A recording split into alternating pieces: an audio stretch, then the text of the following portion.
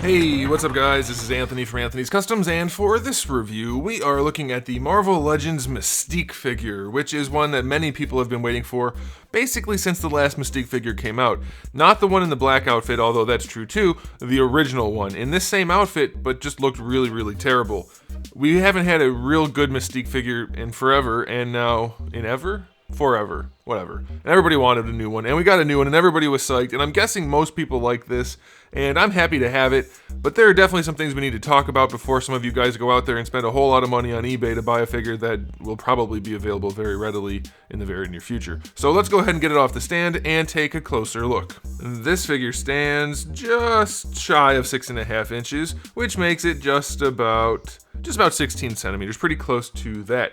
Now, am I happy to have this? Yes. Is it the right look for the figure? Yes. Is it overall a good enough purchase? I'm going to tell you right now, yes, but don't leave, because there's definitely stuff you're going to want to see if you haven't paid too much attention to this release. First thing is that it's built on this teenage girl body, which is not what Mystique is supposed to look like. The top half's okay enough, they gave her a little bit of boobages, but the bottom half, we're still down to these really skinny anorexic looking legs, and it just doesn't really suit the character. They're not quite long enough for an adult comic book character woman, and they're definitely too skinny, so it does throw off the look of the figure a little bit, and in fact, because her bottom half is so small, it makes her head look extra big, which I think it is. It is a little bit too big.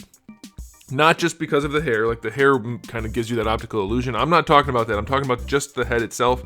Definitely a little bit too big. So be aware of that. It's the best option we have, so most of you are going to buy this anyway, just like I did. So there is that element, so keep that in mind. But I'm giving you the information. You can do with it what you please. This is a review, so we have to talk about all of the good and the bad of the figure, and the bad is more important because you have to spend your money on these things. Okay, so aesthetically speaking, those are some of the issues. Another issue is, and this I guess is subjective to some extent, depending on what you personally prefer. However, she does have a little bit of RBF going on. Like, I know she's a bad guy, but like her face is just not appealing. Her forehead kind of bulges out at the top. It's really boxy looking. It's got a really big forehead. She's got kind of a square jaw, big chin. She's relatively unappealing. I guess, like I said, if you're into that sort of thing, then that won't apply to you, but she's just not, she doesn't have that super sultry look that Mystique typically has. She's just kind of like it almost looks like a dude in drag. I'll just put that out there. You guys can decide if you agree with that or not. But we do have this nice shading on the hair, which is kind of cool, except half the hair is red and fine, and the other half is dark red and glossy. So that's a little bit strange. Then the last thing I want to mention for the aesthetics is that the paintwork for her outfit, which is very similar to the Elektra and the Psylocke figures, it's just not the best. It's not terrible. They did do molding in white and painting in blue, so that's good, but there's still a fair bit of fuzziness going on. You can see around her neck area. It's not terrible, but it is worth mentioning. So aesthetically speaking, this figure objectively only gets a, let's say a 7 out of 10. It could have easily been a 9 if it was built with at least a little bit of a better body and maybe had a little bit more of an appealing face. The individual aspects of the face are fine, but overall it's just big forehead, square jaw. I can't get behind that. Okay, let's talk about accessories, because we kind of have a few, which is unusual for Marvel Legends. First of all, we have this big golden crazy gun, which I guess is fine if you want that. We have this little crappy golden pistol, which is fine, I guess, if you want that. We have 3 total heads, so you have the neutral head that we already looked at. Then we have the phasing rogue head, which is just a rogue head with blue paint. It's done pretty well. I mean, I guess that's a cool thing. I don't know how absolutely necessary that is. I like the idea behind it though, so that's fine. And then we get this head, which I do want to spend a minute talking about. It's my understanding that Hasbro has officially said you can use this Lilandra head on this Silver Sable body if you want in the meantime, and then maybe down the road they'll have something else for you to do with it. That's freaking weird to me because it's clearly not made to be on this. This part here, this silver part, doesn't match any of the silvers on this body. If they had painted it with their awesome, absolutely fantastic silver paint, which would have been more accurate anyway, because she's almost always drawn to be chrome, that would have been fine, I guess. It's still not an accurate look for her at all, but I guess that would have been more passable. But as it is, we just have this random head that doesn't really match anything.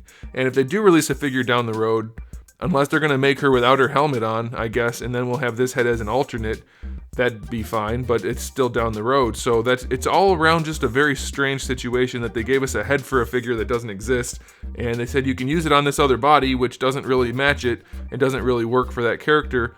It's like, I don't know if they have a plan and it's just really weird, or if they don't have a plan at all and they just said throw it on that body to give us a Lilandra figure. I don't get it. It's very strange, so I don't know. But we do have it, and the head itself is okay.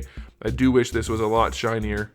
Even with the lighter silver that they used here, it would have been good, but the paint silver that they use, that is such a gorgeous silver paint, and they should have used it on there. But either way, it's a decent enough head, and we have it, and it's weird, and the Silver Sable figure was only average enough, so I guess if you really wanted to, you could do this. She should probably have a cape or a cloak of some variety to make it look a little bit more like her, but she doesn't. So again, very strange accessory. So the accessories for this figure, I'm going to give it a 7 out of 10. Not bad. The head's really weird. The guns are only okay, but they're there. And then we have the kind of cool rogue head. Whether you want that or not is up to you. 7 out of 10 seems alright. So let's go ahead and talk about the articulation. It shouldn't really be much surprise at this point, but let's go ahead and do it anyway. We have the hinged ball peg for the neck, which will give you plenty of range technically, but with that hair, you're not going to go too far back, but it can go back a little bit. So that's okay. It can go forward all the way because we do have a little bit of lollipop syndrome, though it's hard to notice on this figure. Sometimes the head pops off more easily than I would like, but you get enough posability. It's fine. You don't really notice the lollipop syndrome too much. For the shoulders, it's kind of a stiff fit, but you can kind of get them up to horizontal, so that's all right. The shoulder up here is very, very bulky. It's kind of odd, but it works well enough. Full rotation, of course, no bicep swivel, single jointed elbow, just about 90 degrees. You do get your rotation out of that. And then for the wrist, you get a swivel and a hinge. This side it's a trigger finger hand shaped more like a gripping hand, and then this side is the same thing. So technically 2 trigger finger hands, but could be used as gripping hands. Diaphragm joint works very nicely. No problems there. That's okay. This thing is just a floating piece. It doesn't sit perfectly, but it sits fine. It's well enough, so that's okay. They could have done a better job painting. I should have mentioned that in the aesthetics section. They didn't do a very good job with the skulls. There's a lot of white on a lot of them. It's not terrible, but it's definitely a thing. Okay, and then for the hips, they don't go out to the side any farther than that, which is probably okay, but definitely could be better. Going forward, they're fine. It does rotate them off a little bit, kind of like flings them out in an angle. So we've seen this all before. This is not the best hip setup, and definitely, like I said, not the best legs for the figure, but they'll get the job done well enough. Thigh swivel is fine. Double jointed knees, fine. And then for the ankle, it goes all the way back, and yeah, probably forward enough. Not very much, but it's probably okay. And then you do get a decent ankle rocker out of that, the swivel hinge, so that's fine too. Last thing I want to mention, which is another aesthetics thing, which I wasn't going to bother mentioning, but I figure I will because I don't know how it's going to show up on camera. The painted blue. So you have some on her torso there, on her hips here, and then on her arms. Actually, I wonder if they... Yeah, so you do have it on the arms and legs a little bit too. So any of the white parts that needed blue are painted. It does match mostly, but at least down here is particularly noticeable. I don't know if it will be on camera. It's a lighter blue than the rest. It's not a big deal, but it is something that's noticeable, so be aware of that. I think it's probably about as close as they would have gotten it, so I think that's okay, or could have gotten it. So I'm not gonna really complain about that personally. I don't care, but some of you might. I don't know how much of a stickler you guys are for matching colors, so there you go. Anyway, the articulation score on this figure, 7 out of 10. All around, it's pretty average. Better than bad, but not as good as it could be. So we'll leave it at that. Time for the final verdict on this figure. I'm pretty sure I gave everything a 7 out of 10 on it so far. Does it mean that I'm going to give it a 7 out of 10 necessarily? Well, no, I'm going to give it a 7 out of 10. It's fine. It's not especially good. Is it what people wanted? It's close enough, I guess, so that's okay.